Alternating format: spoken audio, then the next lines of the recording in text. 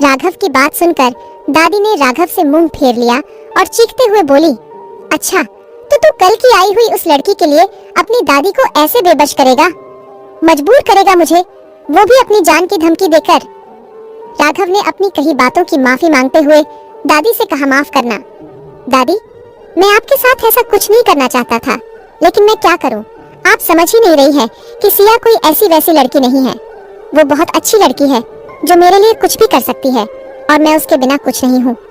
वो मेरे चेहरे की हंसी है, वो मेरी खुशी है। राघव की बात सुनकर दादी ने राघव के सिर पर हाथ फेरते हुए कहा, ठीक है राघव, अगर तेरी खुशी उस लड़की में है तो तू उस लड़की को ले आ सिंघानिया मेंशन। मैं तुझसे वादा करती हूँ कि मैं उसे कुछ नहीं कहूंगी। दादी की बात सुनते ही राघव ने खुश होते हुए दादी से कहा, पक्का दादी, पक्का आप सिया को कुछ नहीं कहेंगी ना? क्योंकि अगर अब की बार आप उसे घर से जाने को मजबूर करेंगी तो इस बार मैं भी सिया के साथ इस घर से चला जाऊंगा, और ये मेरी धमकी नहीं, चेतावनी है। इतना कहकर राघव हॉल से बाहर बगीचे में आ गया और वहां आकर सिया का इंतजार करते हुए इधर से उधर टहलने लगा।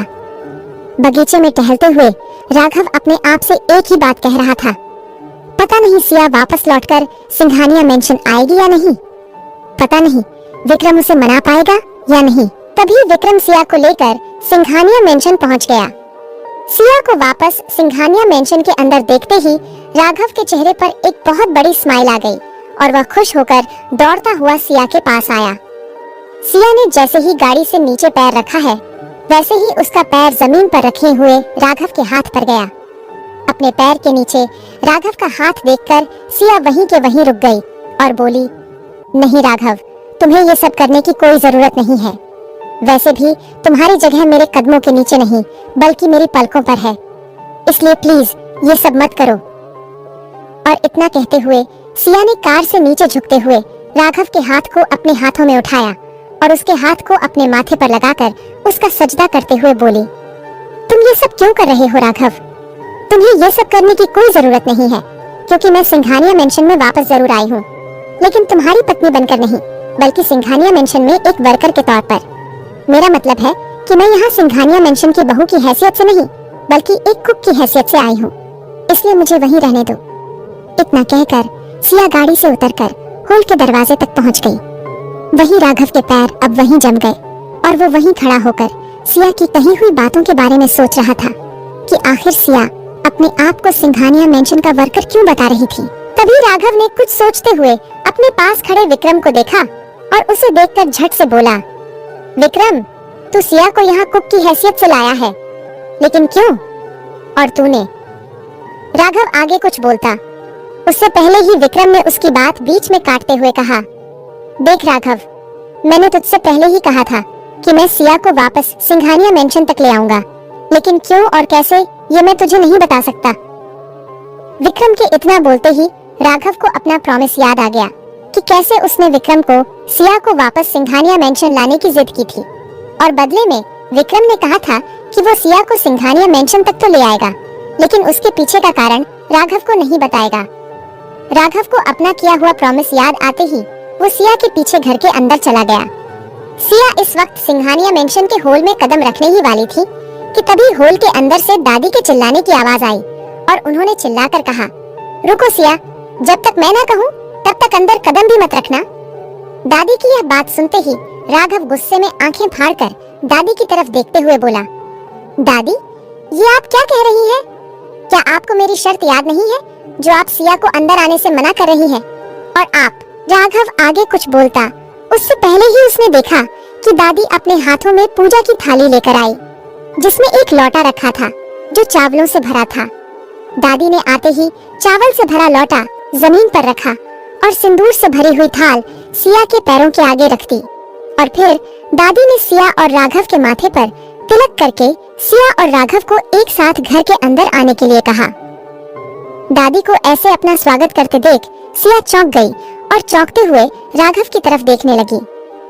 सिया को अपनी तरफ देखते देख राघव ने सिया की तरफ मुस्कुराते हुए देखा और उसे मुस्कुराने का इशारा किया। राघव का इशारा समझकर सिया मुस्कुराने लगी। सिया ने मुस्कुराते हुए गृह प्रवेश किया और घर के अंदर आते ही दादी के पैरों में झुकते हुए उनका आशीर्वाद लिया। दादी को अब तक एहसास हो चुका था कि जिस पोते के लिए वो इस दुनिया में खुशियां ढूंढने चली है, उसकी असली खुशी तो बस सिया ही है। इसलिए दादी ने सिया को अपने पैरों से उठाया और उसे अपने गले लगाते हुए बोली, मुझे माफ कर दे बेटी, गुस्से में जाने अनजाने मैं फिर दिल को बहुत ठेस पहुंचाई है, लेकिन अब से ऐसा कुछ नहीं होगा। अब से मैं तेरी दादी की तरह तेरा ख्याल रखूंगी। दादी की आंखों में अपने लिए इतना प्यार देखकर सिया खुश हो गई और मंद मंद मुस्कुराते हुए अपने आप से बोली, मुझे अच्छा लगा दादी कि आपने मुझे अपना लिया और अपने पोते की बहू के रूप में स्वीकार कर लिया। लेकिन मैंने आपसे वादा किया था कि मैं आपके पोते की जिंदगी में लौट कर नहीं आऊंगी, इसलिए मैं अपना वादा जरूर निभाऊंगी और अपना काम करके यहाँ से चली जाऊंगी। दादी ने जब सिया के मुस्कुराते हुए चेहरे की तरफ देखा तो दादी कुछ सोचते हुए अपने आप से बोली, हे भगवान, ये लड़की आखिर किस मिट्टी की बनी हुई है। मैंने इसे कितना कुछ सुनाया, उसके बाद भी ये मुझसे नाराज नहीं हुई। मैंने इसके चरित्र पर इतने घटिया इल्जाम लगाए, इसे इतना अपमानित किया, फिर भी उसने मुस्कुराते हुए मेरे पैरों में झुककर मेरा आशीर्वाद लिया। दादी सिया के बारे में यह सब सोच ही रही थी कि तभी राघव अपनी दादी के पास आए और दादी को अपनी बाजुओं में भरकर मुस्कुराते हुए दबी आवाज में बोला, थैंक यू दादी, थैंक यू वेरी मच कि आपने सिया को घर में आने दिया और उसका गृह प्रवेश भी किया। सिया को घर में देखकर जो आपके चेहरे की मुस्कान है, उसे देखकर मैं बहुत खुश हूँ। राघव की बात सुनकर दादी ने मुस्कुराकर राघव के बालों पर हाथ फेरते हुए कहा, आज कितने दिनों के बाद मैंने अपने पोते के चेहरे पर वो खुशी देखी है जिसे देखने के लिए मैं तरस गई थी। मुझे समझ आ चुका है राघव कि तेरी खुशी सिया है, तो उसके बिना खुश रह नहीं सकता, और जिसमें तेरी खुशी है उसी में तेरी दादी की भी खुशी है। इसलिए अब से जैसे तू जाएगा वैसे ही होगा। दादी की बात सुनकर राघव मुस्कुराते हुए सिया के पास जाकर खड़ा हो गया और उसकी तरफ देखकर मुस्कुराते हुए बोला, सिया, मेरे साथ अंदर चलो, मुझे तुमसे ढेर सारी बातें करनी है और तुम्हारे हाथ का टेस्टी खाना भी तो खाना है। राघव की बात सुनकर सिया ने मुस्कुराते हुए कहा, मेरे हाथों का बना खाना मैं आपको जरूर खिलाऊंगी सर, लेकिन आपके साथ आपके कमरे में नहीं चलूंगी, क्योंकि मैं यहाँ आपकी पत्नी बनकर नहीं बल्कि सर्वेंट बनकर आई हूँ।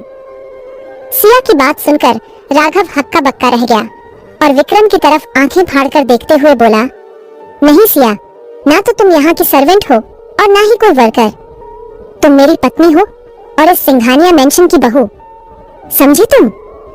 तभी सिया ने दादी की तरफ देखकर मुस्कुराते हुए कहा, देखो राघव, मैं यहाँ तुम्हारी जिंदगी में वापस आने के लिए नहीं आई हूँ। मुझे यहाँ इस घर में देखकर दादी के चेहरे पर स्माइल देखी तो मुझे अच्छा लगा, और मैं उन्हें ये बता नहीं पाई कि मैं यहाँ उनके पोते की बहू बनकर नहीं बल्कि एक कुक बनकर आई हूँ। अगर तुम्हारी पत्नी बनकर आना होता तो मैं तुम्हारे साथ ही आ जाती, ना कि विक्रम के साथ।